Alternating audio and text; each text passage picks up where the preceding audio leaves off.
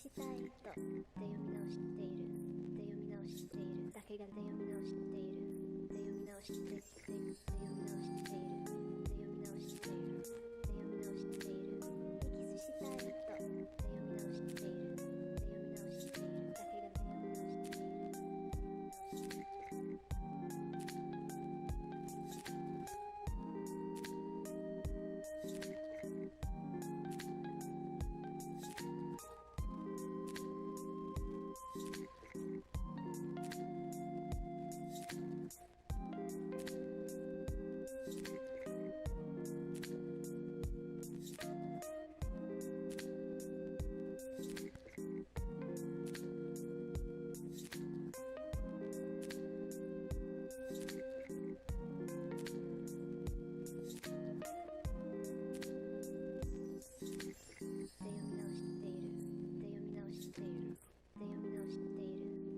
したい人で読み直しているで読み直しているだけがで読み直しているで読み直してで読み直しているで読み直しているで読み直しているエキスしたい人で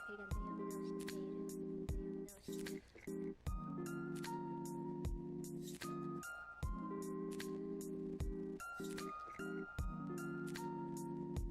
み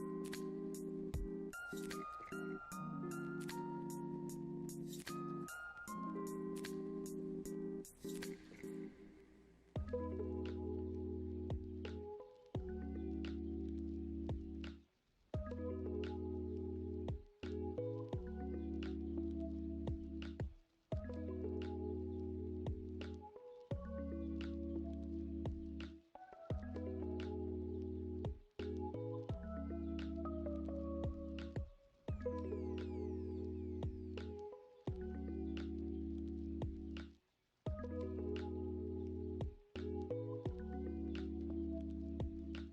しているで読み直しているだけがで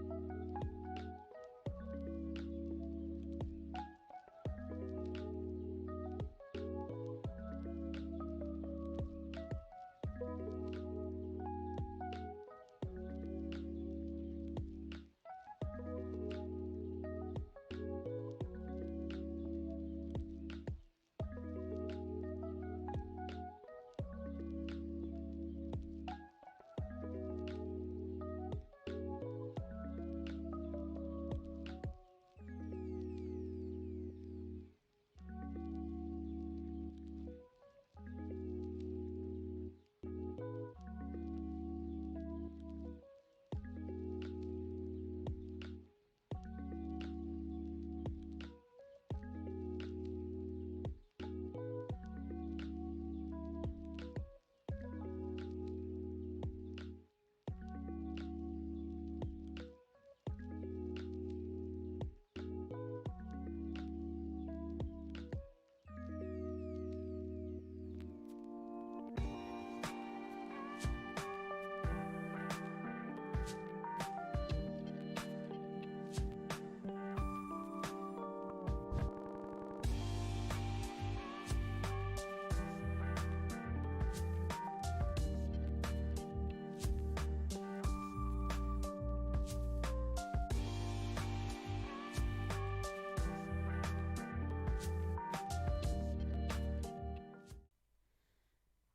What's up? Good morning, everybody.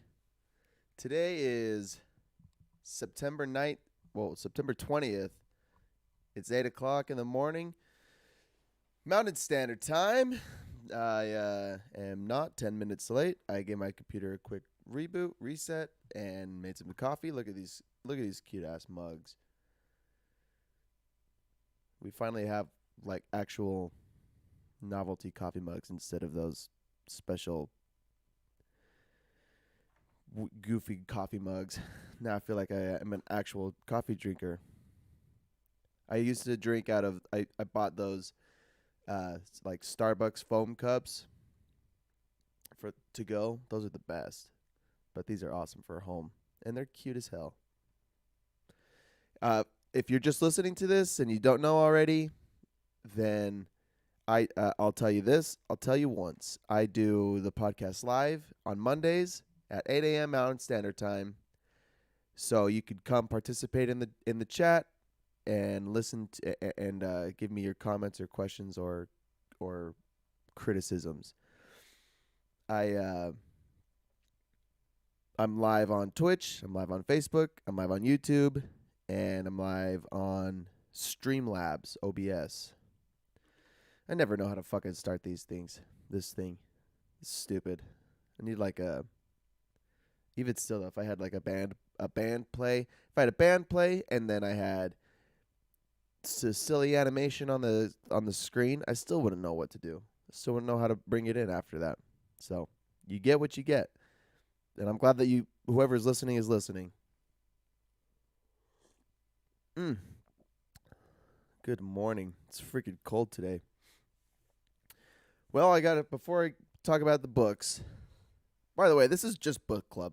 I'm just going to call this book club because what else I'm not doing anything else. It's just book club. Concerts were a success over the weekend. We almost got rained out again, which would have been the biggest bummer of all time, but we did not get rained out. We hunkered down and we watched the weather on Saturday and decided we could play through the wind, and the chances of rain were slim enough to go through. Saturday was a big hit. Friday was a big hit. Lots of awesome music. Lots of people canceled. A lot of the artists didn't show, which is just fine because we still had plenty of live music. I think next time we'll have to probably start earlier if we want more bands to play. Just this moving around instruments, setting up, sound check after sound check. And maybe I'm just an idiot. There's got to be an easier way to do sound check without playing an entire song for the crowd for the sound check. I don't know. But it was fun. It's fun using all that equipment, all the new equipment. And the best part is renting all of the things that I bought. I needed to do 2 concerts or 2 days of renting is what all of the equipment cost. So I've already matched my investment. Maybe it's a little more actually. So maybe next year, after next year's show, I'll match my investment. And if I keep going, baby, then I'm saving money for on all those speakers and cables and crap. Yeah, it was a good time. If you came out, I hope you had a good time. I'm grateful if you did come out. I just like bringing people together to enjoy each other's company and enjoy live music. Mostly each other's company. The music was fun because there was a lot of popular songs. We got a lot of awesome feedback for pretty much all of the songs. Friday and Saturday. But the point really, I think, is people coming over and getting fucked up if they want or not, and just hanging out, eating food, drinking, chatting, jamming, dancing, whatever. So, all right. Next year, we'll see how it goes. I'm going to take a little hiatus because that consumed my life for the last 4 months. Well, especially the last 3 months. So glad that it happened, and now I'm glad to relax. Have my evenings back to probably play video games. You'll probably see me streaming more online, live, playing video games again. I haven't played any in what for most people isn't a long time, but for a couple weeks, and that for me is long enough. This week I read, "The obstacle is the way," and that's what I should have named the episode today, but I named it "Overcoming Obstacles," but that's what the book is. "The Obstacle is the Way: The Timeless Art of Turning Trials into Triumphs," by Ryan Holiday. Wonderful book. I'll tell you how I came across this book in a second. Let me tell you first about Ryan Holiday. Ryan Holiday is a media strategist and prominent writer on strategy and business. After dropping out of college at 19 to apprentice under Robert Greene, author of The 48 Laws of Power, he went on to advise many best-selling authors and multi-platinum musicians. I did not know that. He served as director of marketing at American Apparel for many years, where his campaigns have been used by case studies by Twitter, YouTube, and Google, and written about in Ad Age, the New York Times, and Fast Company. Multimedia strategist and prominent writer and strategy and business. Smart guy, very smart guy. I came into cahoots with Ryan Holiday through, once again, Shy Gamer Girl. Ryan Holiday manages a page on Instagram called The Daily Stoic, and Shy Gamer Girl would send me the pictures of some of the quotes that he would post. Awesome quotes. I mean, I don't need to go through them, but it turned me on to Stoicism. I had no idea what Stoicism is, and so I've been following the page. I read this book. I've become really fascinated with Stoicism. And for those of you who don't know what Stoicism is, it's a field of philosophy, pretty much. And I will read you the definition from Apple. Stoicism is the endurance of pain or hardship without the display of feelings and without complaint. It's an ancient Greek school of philosophy. Yep. Oh, nice. So, a lot of the quotes on the Instagram page are from Marcus Aurelius, who I believe was a Roman emperor. I don't know much. I haven't done much research. Pretty sure that's the case. Awesome book, though. So let's talk about it. Let me get to my notes. Made a lot of notes. This book is intended to turn every obstacle into an advantage. The obstacle in the path becomes the path. So, this is the introduction to the book. The three points to overcoming obstacles are how do we look at our problems, our energy in how we break it into an opportunity, and cultivation of inner will that allows us to accept defeat. The book is broken down into those three parts. Part 1, perception. Part 2, action. And Part 3, will. So I've made a ton of notes. So instead of chapters, there's those three parts, and in each part is a subheading. So I'll read the subheadings, I suppose, and maybe talk about a couple of them, or a few of them, maybe most of them. I made a ton of notes. So here's the break it down and let's make it personal.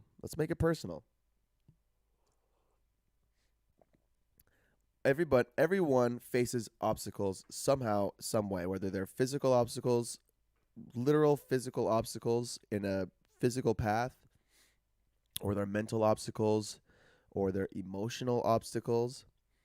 Whatever is preventing you from getting from where you're at to where you want to be or where you need to be. And there are ways to overcome all of these obstacles, almost all of these obstacles. He does talk about obstacles that are insurmountable, and that's just part of life, is learning how to live with some of these insurmountable obstacles. So, consider your own obstacles, your goals, where you are trying to go, what you want to accomplish, or what's holding you back, or what's bringing you down, and what you got to do to improve yourself in those areas.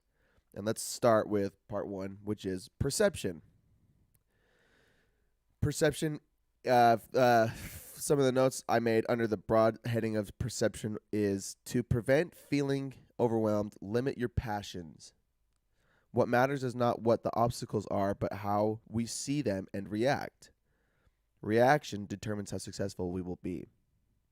What matters is not what the obstacles are, but how we see them and how we react to them. Responding emotionally turns bad things into really bad things. So let's learn about control and how to control primal instincts. It's all back to primal instincts, baby. Cool. Perception. It's not about what the obstacles are, it's how we see them and how we react to them. So some of the head points are: recognize your power, what you're able to do, steady your nerves, control your emotions. I'm just reading all the points. Control your emotions. Real strength lies in the control of your emotions. Practice objectivity. He says the perceiving eye is weak, but the objective eye is very strong. See things as they are, not what we make them to be. Remove you from the equation. Remove your emotions and your subjective feelings about a situation. Look at things the way they are. Alter your perspective and focus on what is in your control. Is it up to you? Live in the present moment. Think differently and find the opportunity and be prepared to act. Nice. That's perception. Nice. Yeah. Oh, darn. I'm not recording this. I hope that doesn't make a difference. All right. Part 2. Action. Right and effective action is deliberation, boldness, and persistence. So, those are 3 points of right and effective action: deliberation, boldness, and persistence. The only way to reach your goals is to meet your problems with correct action. So, greet obstacles with energy, persistence, coherent process, iteration, pragmatism, strategic vision. He goes on. All right, here are the points. Get moving. Don't be soft. Move forward and stay moving. Remember the book. Let's see. What was that book by the annoying voice actor? Oh, it was another finance book. The Compound Effect. He talks about momentum. To initiate momentum. There you go. Here we go. I got it right here.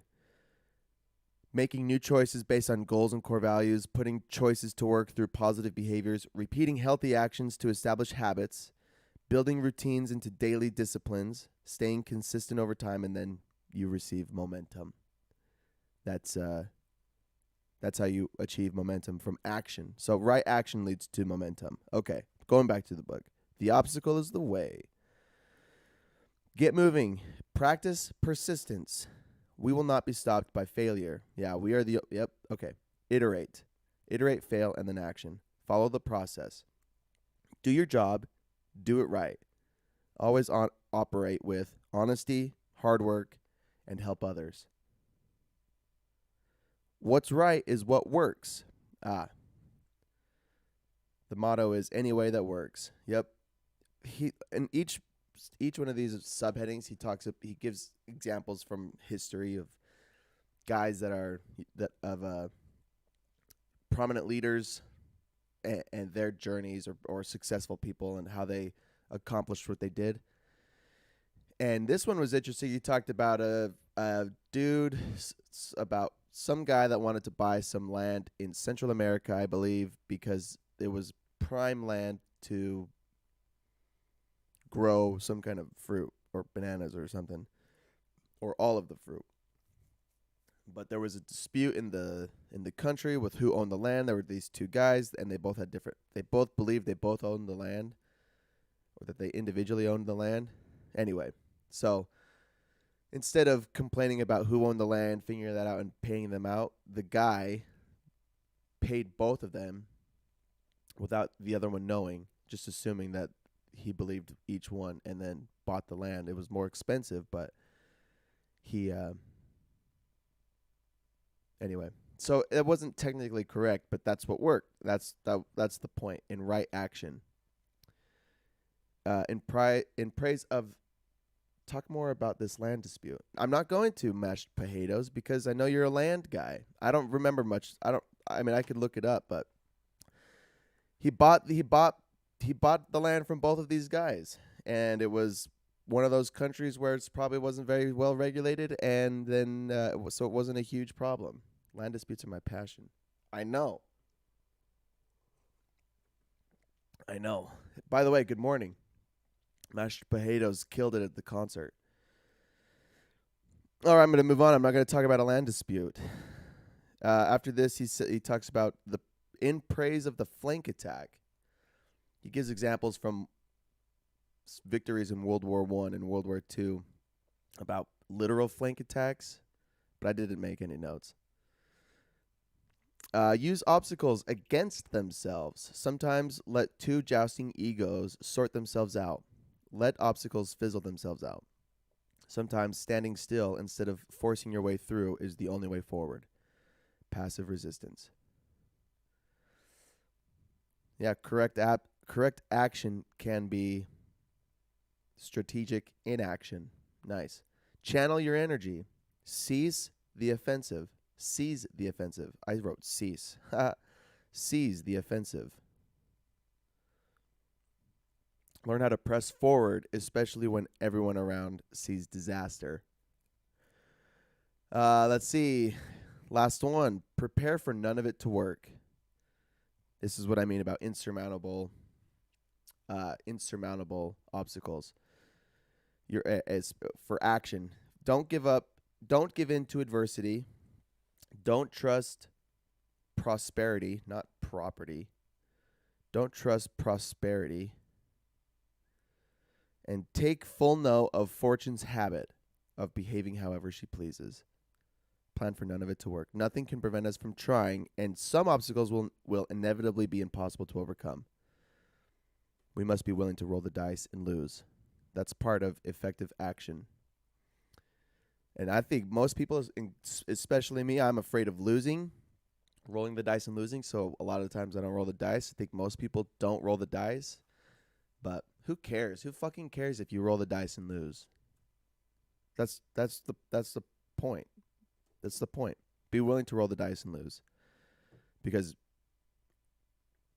whatever, statistically, if you roll the dice enough, you're going to win. All right, and part 3, will. Will has more to do with surrender than strength. True will is quiet humility, resilience, and flexibility. Will gives us strength to endure. Acknowledge the pain and trod onward in your task. Your will prepares you for the unpredictable, protects you against the unpredictable, and allows you to thrive in spite of the unpredictable. That's true will. So points about will. Build your inner citadel. He describes this as forging a steel backbone. So work on yourself. Strengthen yourself. We strengthen ourselves through good times so that during difficult times we can depend on our inner citadel. And then, if you like, I don't know if you like architecture, but he talks about the strength of an arch is through the pressure of the strength of, what's this, the keystone? What do they call the keystone at the top of the arch? The strength of the keystone is what holds an arch together. The path of least resistance is a terrible teacher. Strengthen yourself with pressure. All right, continuing. Anticipation, thinking negatively.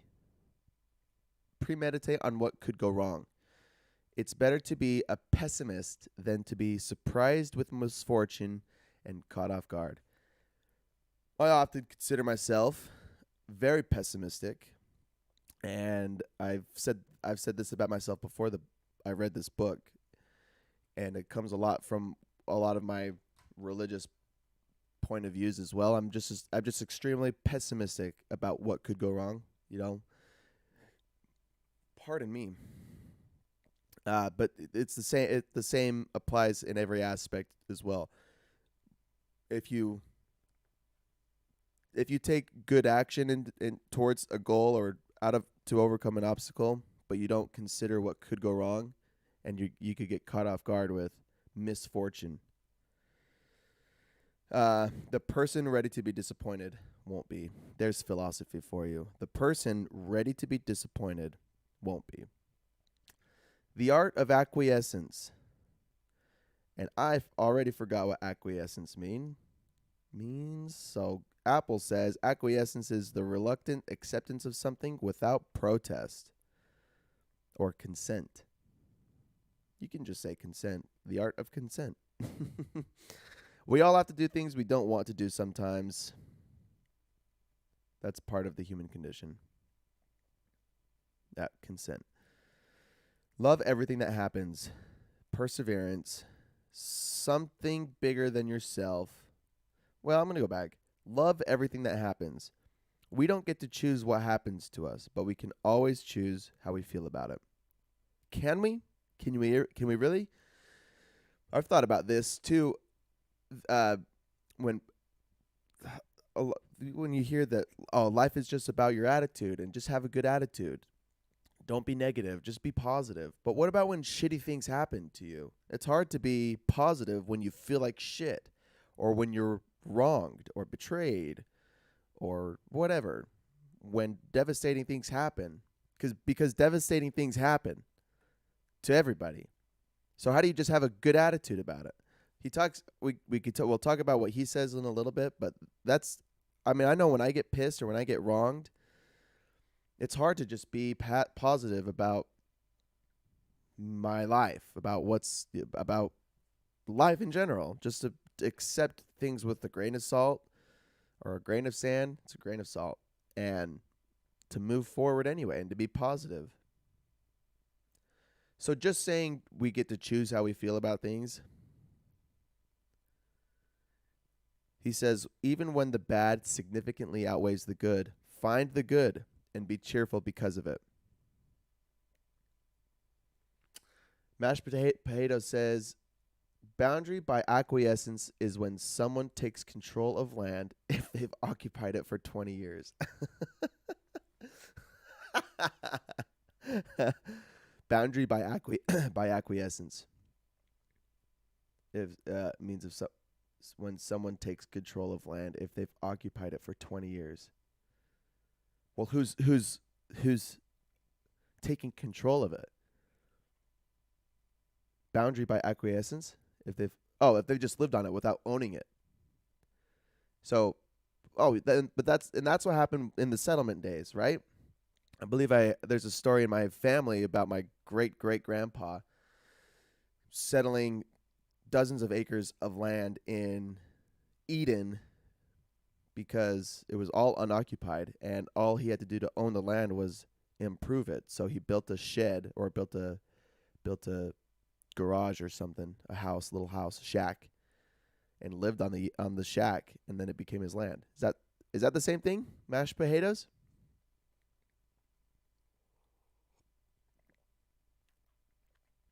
I like the land comments. It's valuable information. Anyway, what was I saying? Oh, baby. Yeah, it's hard to have a good attitude all the time. But a true stoic accepts the hard things that happen when things don't go your way, or when you are overwhelmed with obstacles, and they embrace them cheerfully. That's what it means to be a stoic. Oh, yeah. Mashed Potato says, yeah, you can set up on someone else's land, and if no one says anything for 20 years, it can be decreed yours in court. Oh, wow. That's pretty cool. So okay, tell me this then. If I have my property line, my quarter acre of land, right where I'm at, and I lifted the fence and moved it out however far and turned that quarter acre into, you know, 0.3 acres, and my neighbors never said anything, would in court after 20 years I could call all of that extra land mine unless they started bitching about it and I have to move the fence back. But if they never said anything, that's interesting because I could think of a couple land disputes that happened in my family, but I don't know the details. And 20 years is actually a really long time. I'd have to do that in 2001 to be able to fight for that in court today. Pretty cool. Can I do that to the government? Can I go out into a national park or anywhere else and just live there in the woods for 20 years, and then after 20 years take it from the government? Or is it just private property? Like, can I go live in Ellison Park for 20 years? Or build a house in 20 years but they never noticed because because I put camo on the house? Okay, I'm done. I'm moving on. You reply and I'm going to move on. I already screwed this episode up with the recording. I hope I could pull out the whole recording, just private property. All right. You brought yourself into this, by the way. Let's see. There's something big. I'm going to keep going on the subheadings. There's something bigger than yourself. Remember, this is under your will. Start thinking unity over self. Meditate on your mortality. Memento mori. This is an awesome philosophical point that I'm just learning about, that I have also considered before knowing that it was an actual part of philosophy. But meditate on your mortality. The only note I made was embracing the precariousness of our existence is empowering. I think most people are afraid to die, and because no one knows what's going to happen. And then I think a lot of religion and a lot of comfort, I guess I should just say comfort, comes with feeling or being aware of what could happen, and people come up with these ideologies or ways of thinking to, and I would put memento mori underneath the same label.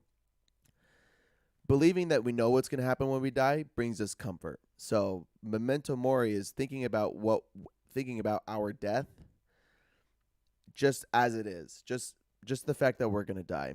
So how does knowing that we're going to die someday, whether it's later today, whether it's next week, or in 80 years, how does knowing that you're going to die impact your life today? That's the crazy thing to me. I don't think anyone that's ever died in a car accident was planning to die when they died.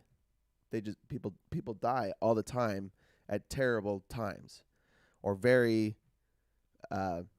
unpredictable times. And people get cancer, and then instead of thinking you're going to live for 40 more years, you get told you're going to be dead in 6 months or something.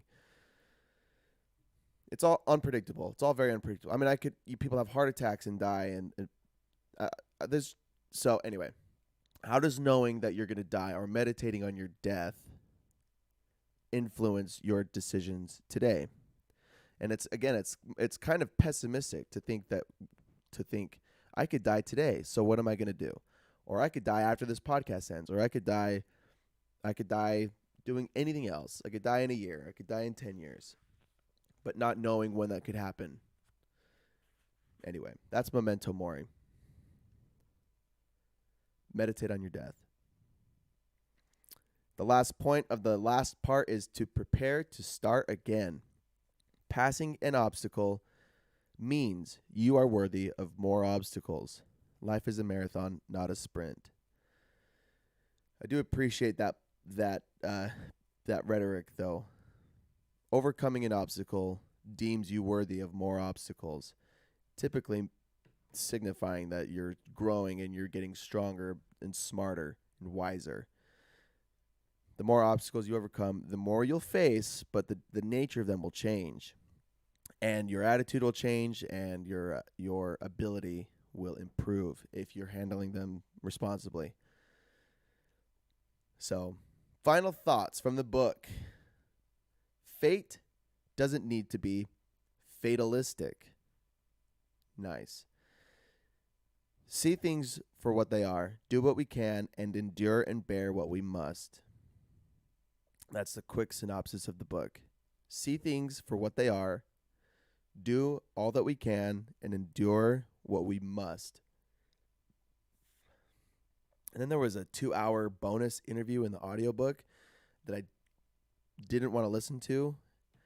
And I'm so glad I did, because it was so rich with tons of awesome advice. When this book was written in 2013, Ryan Holiday at the time was 26, and I think it was his third book at the time. Maybe it was his second book. But he was 26 when he wrote this, which to me is remarkable, being 25 and not having this kind of insight, or not having, or ability, or persuasion, or resources to write a book that sold over 1 million copies. It's awesome. I want to do something like that. I just don't do anything. I do concerts in my backyard, and I talk in a podcast to 2 viewers. But I'm happy to do it because I'm figuring it out. Anyway, from the interview at the end of the book, he talks about his life, his influences. He talks about mentorship. In his biography, he mentions an apprenticeship under Robert Greene. But he talks about his relationship with most of his mentors, and he said it was mostly just small communication through emails. And he says that most people think that to have a mentor, you need to have this really in-depth, intimate relationship with somebody and spend most of your time with them, watching and learning from everything that they do. But he says mentorship is far simpler than that. Can be far simpler than that. Mentorship to him was a few emails every now and then to people that he respected and trusted, who earned his respect and would give advice and would teach Ryan. So you don't need an official relationship with someone for them to be a mentor to you or receive advice. He talks about his morning routine, and it basically imitates the book Do Nothing by Celeste Headlee. And I know I've been talking about that every episode, and I'm fine with that because I loved that book.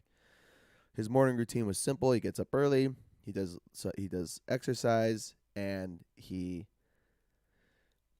takes time to write, takes time to read before he receives any distractions from texts or calls or emails. He works on himself. He does his thing, and then he sits down to write. He writes for a couple hours, and then he does some work with emails, and he writes some more, and then he does some work with his job, then he does whatever. Very focused kinds of work, short amounts of time throughout the morning and throughout the day. He gives his opinion on communicating through email and through phone calls, and he says that he just doesn't take phone calls. And I feel that on another level. I just don't like talking on the phone anyway, mostly because I think it's a nuisance when you can just text me. But what I learned from him and from all of these other books is just because phone calls are quicker doesn't make them better. And let me tell you why. Just like all of the other things that I've talked about, a lot of our time should be spent with intense focus. And when your phone buzzes from text, and it buzzes from email, and it buzzes from phone calls especially, we become distracted from our work, unfocused, and both are suffering. our conversation with whoever's trying to get a hold of us suffers, and the work that we're doing suffers. So he says that he doesn't take any phone calls, and he checks his email, tries to check his email at appropriate times when he's not focused on something else. It's exactly what Celeste Headley talks about. It's exactly what Irresistible talks about by Adam Alter. So it's the same. I've done the same thing. I mentioned I left my friend group chat, but now I've just muted all notifications. I've muted all of my I don't get the buzz on the phone or the banner swipe down, or I don't get a ding. I don't get the red circle when I have a notification. I get nothing. Nada. No distractions. So because I'm still checking my email and I'm still checking my texts and calls anyway, I have not muted my phone calls yet because it's still how I get jobs. But or if I have family or something important is happening, I would like to be available for it. That's my excuse for now. But if I'm getting a phone call from a number I don't know, I don't have saved, or if it can be texted, then just text me. That's what I'm trying to say. If it's not urgent, just text me, and I'll check it when I check it. And it's usually often. I still check my shit often, which is why I'm still glad I'm out of my friend group chat, because I still check my phone all the time. I just am not engaged in something else. My time is not being dumped into something. And I still see my friends. I went to dinner last night. I had a great time. I saw a lot of people this weekend at the concert. I don't feel like my social life has been affected really, and maybe my friends feel differently, but that's how I feel. In fact, when I see my friends in person now, I get a little happier, or at least I want to feel happier because of it. So okay, that was a note that he made. My computer just made a noise. Okay, yeah. Then he talks about some of his writer influences. Writers live interesting lives. A question he was asked in the interview: what advice would you give to your younger self? And he was 26, but the advice that he gave was relax. Homie was 26 when he wrote this book, younger when he wrote his first book, and he was 19 when he dropped out of college. And he talks about, well, should you drop out of college? And here's what he said. And I don't know if I necessarily agree. He pointed towards, I need some coffee. My mouth is so dry.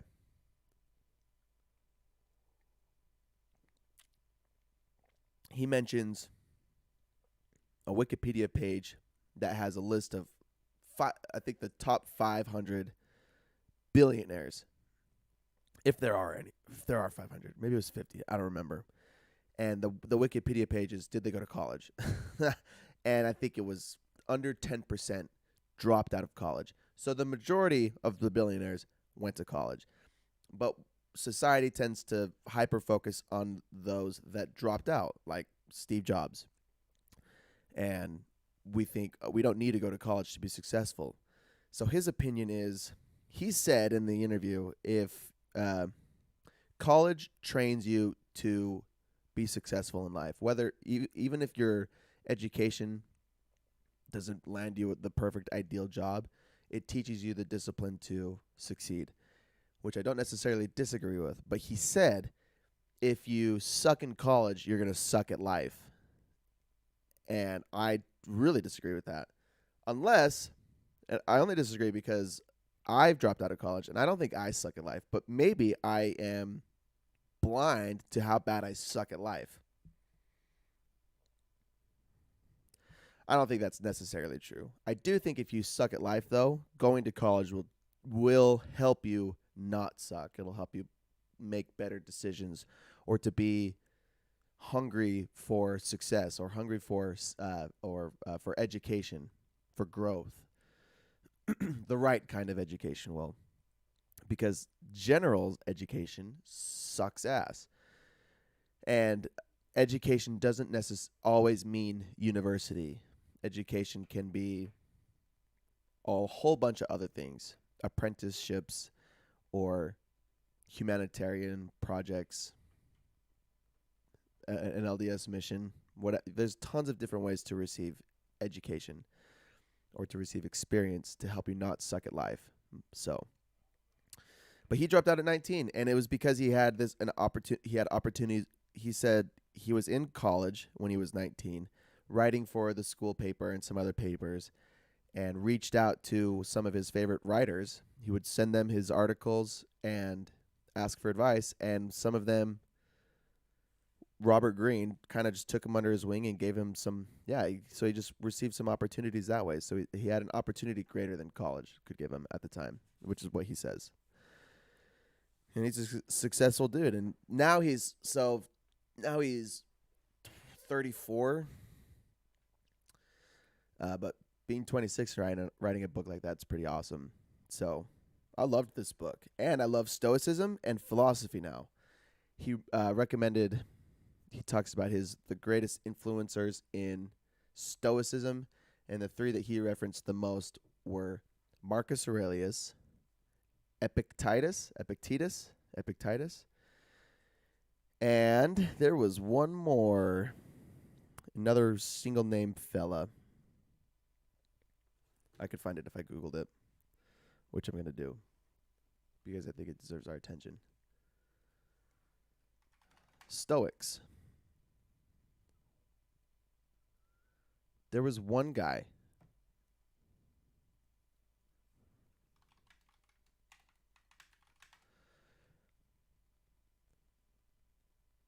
I just want to know.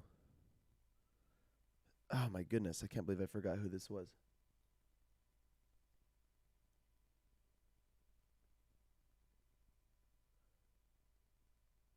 Seneca.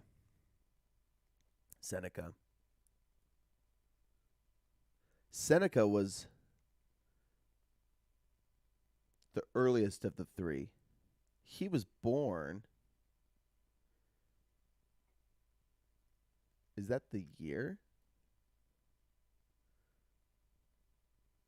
The year 0. He was born around Jesus Christ. I believe that's... Anyway. I guess these three are considered late Stoa. And the latter... but he talks about, too, how Stoicism isn't necessarily... It wasn't technically invented, or it didn't exist. These people all lived similar lives, just the way that they behaved, overcame obstacles, and succeeded. And Stoicism later came to be philosophy whenever it was established. But anyway, one of the next books I want to read is called Meditations, and it's by Marcus Aurelius. And it wasn't a book. It wasn't writing intended to be a book. It was more like a journal of his. And he just talks about, Marcus Aurelius explains why he behaves the way he did. As the most powerful person on the planet at the time, he was also one of the most disciplined and passionate and stoic. So, anyway, that was Overcoming Obstacles, the 3 points: perception, action, and will. So, highly recommend. If you appreciate Stoicism or any kind of philosophy, I think this was an awesome entry book for me. I appreciate this education, this not passive education, but self-education. And I actually don't know what I'm going to read next, but I'm going to get another one dialed in. I got nothing else to announce, no concerts or nothing coming up, so we're just going to be rocking and rolling, cleaning carpets and doing the same old exercise, reading books, cleaning carpets, playing video games probably for the next little while. If you have any suggestions or comments or whatever, and you want to reach out to me, you can find me on Facebook or Instagram or text me, because I'm not going to answer your phone call, and I'll be happy to talk to you. I've had a few people reach out with questions and suggestions, which is cool. Yeah, thanks for tuning in. And like I said at the beginning, if you tune into this later in the week, You could join me live 8 a.m. Mondays, Mountain Standard Time on YouTube, Facebook, Twitch, and engage in the chat with Mashed Potatoes. But he might grill you on surveying questions and land. So be aware, be wary. Thanks for showing up. Thanks for listening. Hope you guys have a great week. Go do something challenging and apply these principles if you have obstacles to overcome. The obstacle is the way by Ryan Holiday. Have a good one, everyone. See ya.